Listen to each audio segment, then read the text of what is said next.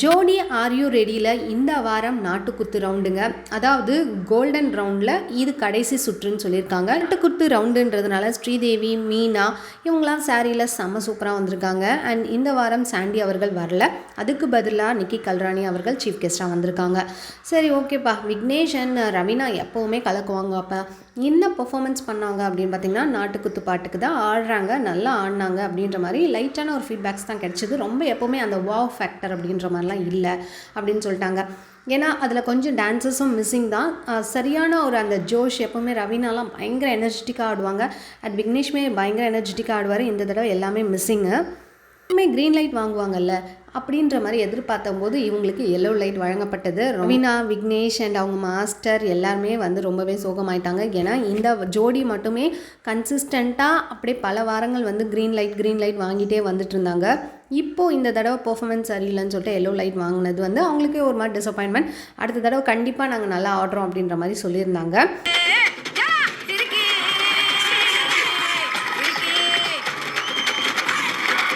நிக்கி கல்ராணி என்ன சொல்கிறாங்கன்னா, நான் உங்களுடைய பெர்ஃபார்மன்ஸை இதுக்கு முன்னாடி ஏற்கனவே பார்த்துட்டு தான் வந்திருக்கேன்.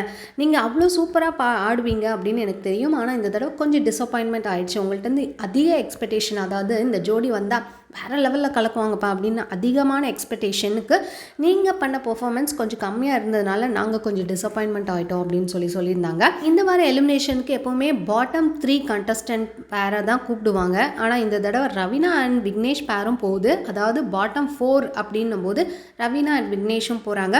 இதில் அவங்களும் நிற்க வச்சு அந்த எலிமினேஷன் ரவுண்ட், அதாவது என்கவுண்டர் பண்ணுறதுக்கு சொல்லியிருக்காங்க.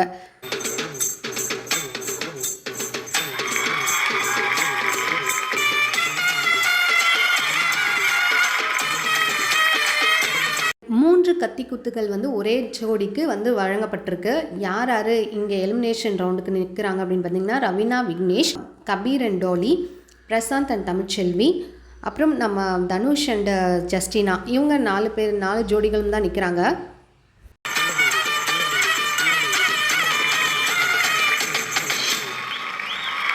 இதில் தமிழ்ச்செல்வி அண்ட் பிரசாந்த் பாட்டம் 3 தான் எப்போவுமே இருப்பாங்க. அடிக்கடி போயிட்டு வர்றது, இந்த மாதிரி வைல்ட் கார்டு என்ட்ரியாக உள்ளே வந்திருந்தாங்க. அண்ட் அவங்க எப்போவுமே ஓரளவுக்கு பெர்ஃபார்மன்ஸ் வீக்காக தான் இருக்கும். ஸோ அவங்க தான் இந்த தடவை கண்டிப்பாக போகிறதுக்கு நிறைய வாய்ப்புகளும் இருக்குது. ஆனால் Raveena and Vignesh yellow light வாங்கி இந்த மாதிரி ஒரு எலிமினேஷன் வரைக்கும் வர்றதே அவங்களுக்கு ஒரு பெரிய டிசப்பாயின்மெண்ட் தான். அடுத்த தடவை வேறு லெவலில் நாங்கள் கலக்குவோம் அப்படின்ற மாதிரி சொல்லியிருக்காங்க. அண்ட் நீங்கள் எந்த ஜோடி நினைக்கிறீங்களோ அதை மறக்காமல் கீழே கமெண்ட் பண்ணுங்கள். இந்த மாதிரி அட்வைஸ் சேனல் மறக்காமல் சப்ஸ்கிரைப் பண்ணிக்கோங்க.